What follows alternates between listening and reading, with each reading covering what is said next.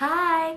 Welcome back to my cooking series. My name is Miha and the dish I'll be showing you today is one of my all-time favorite Vietnamese noodle soup called Bánh Canh cua tôm thịt or Vietnamese crab, shrimp and pork thick noodle soup. Bánh Canh is a type of noodles made from tapioca and rice flours. It's chewy, thick and resembles udon noodles but clear in color once cooked. A warm bowl of Banh Canh is perfect for this cold weather and that's why I've been craving it a lot lately. If you're into seafood and looking for a new recipe, follow me to the kitchen and I'll show you how easy it is to make this dish. Let's go!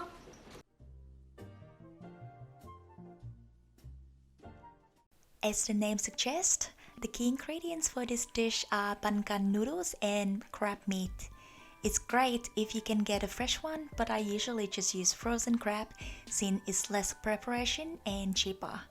This is my version of Banh Canh tailored to my preference because there are things like pork belly, mushrooms and quail eggs that are not usually found in the traditional recipe, but I think having them really complement the taste. Also, traditional recipe is cooked with pork bones usually, but I prefer the clean taste of vegetable broth, so you will see in a second how I make my broth.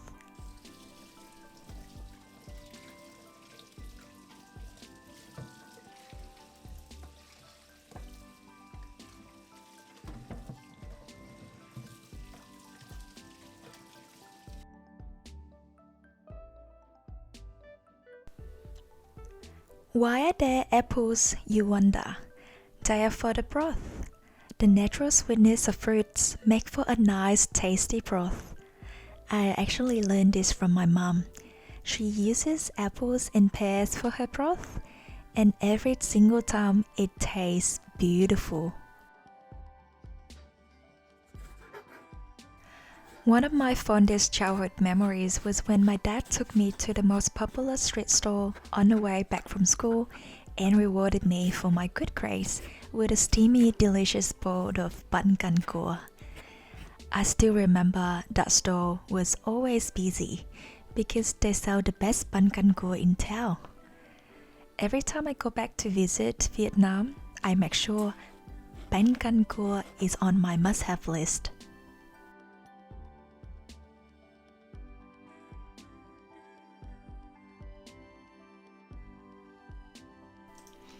Apart from apples, I also need charred onion for my broth. Charred onion adds a smoky aroma that helps the broth develop a more complex and deeper flavor. Again, learned this from mom. I'm amazed at how many cooking tips and tricks I subconsciously pick up from her just by watching her in the kitchen. And not only until after I moved out of home did I realize how extremely useful they are. So, thank you, Mom. I'm adding to the pot vegetable stock, chopped apples and charred onion. At this step, you can also use water instead of vegetable stock.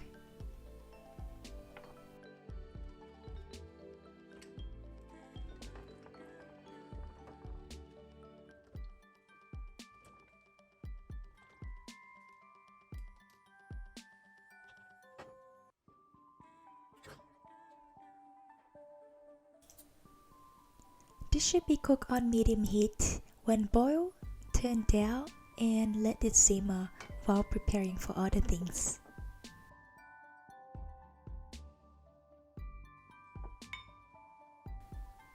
With the crab, I add 5 cloves of garlic. Can you tell how much I love garlic? And then after that, I use a whole jar of crab paste. This adds to the soup a really nice, beautiful red color, and it also gives a stronger crab taste.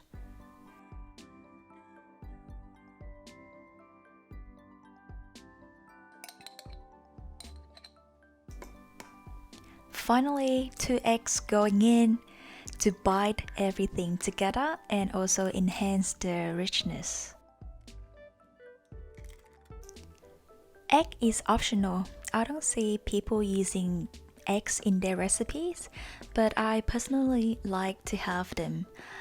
Especially today, I didn't eat much throughout the day, so I just want to boost my protein intake of my dinner and make sure I have enough protein for the day. It's looking good. Now we can just leave it aside and move on to the next thing, which is prawns. After being deshelled and deveined, the prawns will go straight into the pot for cooking, and then we can put them into the soup later.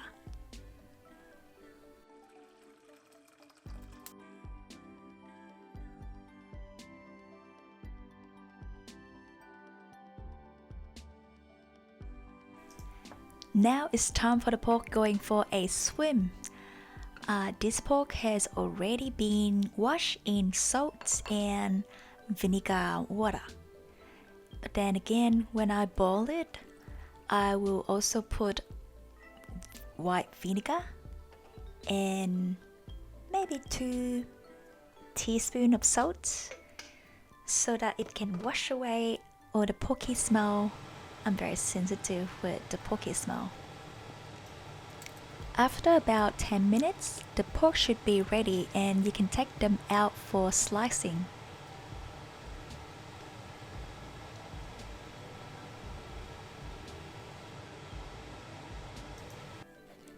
Next, cut them into bite-sized pieces or however you like it. For me, I like thick pieces like this. Again, cooking is a personal thing, and as long as you enjoy the process and you love the taste you create, then it's all that matters. No right or wrong here. Now on to the important part, cooking crab. Start by adding chopped shallots into a hot pan on medium heat and constantly stir them to make sure they don't burn until they turn brown and activate that beautiful aroma. Turn the heat down and slowly add the crab mixture into the pan to prevent splashing oil.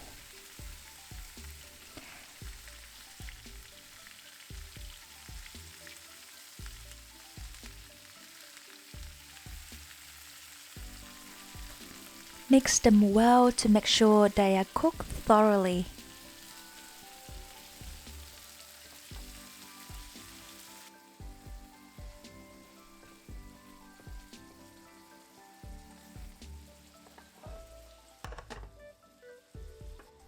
Time to bring back the broth and scoop out all the mushy apples and onion. Thank you for your hard work.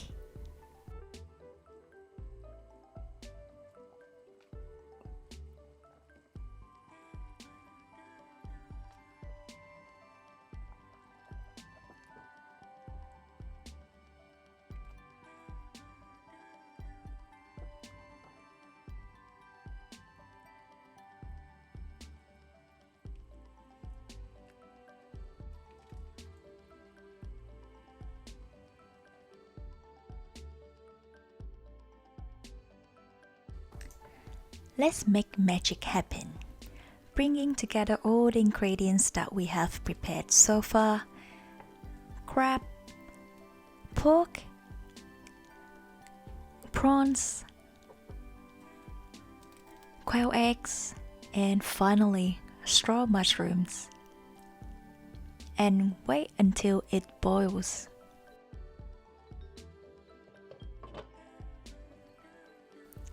At this stage, all the flavors combine and create a magic potion. No, I'm kidding. You should skim the oil on top like me to make it less oily. And also for the soup to look a little bit nicer and cleaner.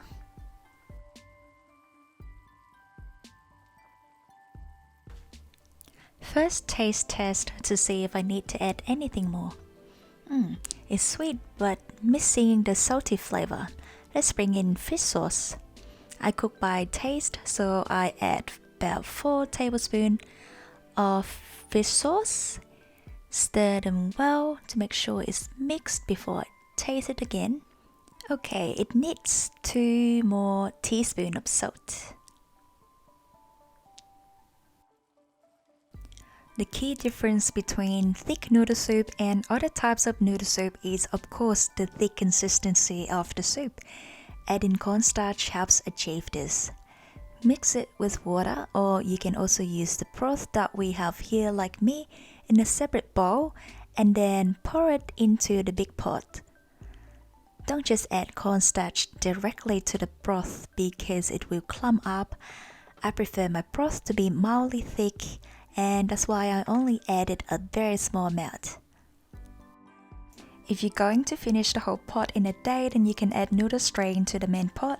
This way it will thicken the broth even more because tapioca flour in Banh Canh noodles will be released into the soup. Since I'll be having this by myself over a couple of days, I cook noodles separately so it will be fresh and won't disintegrate in the soup when I reheat the next day. Now it's time to serve and enjoy Banh Canh cua tôm thịt.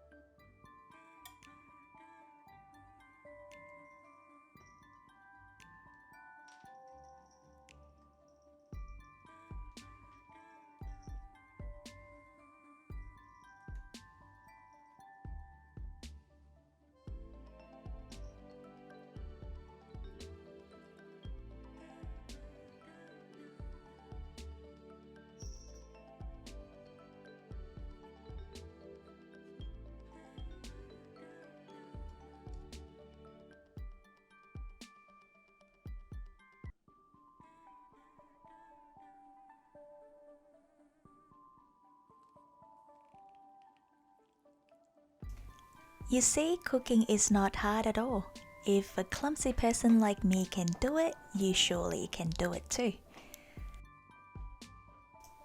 Oh, by the way, what you see there is my favorite drink, plum wine. And look at that cute unicorn ice cubes.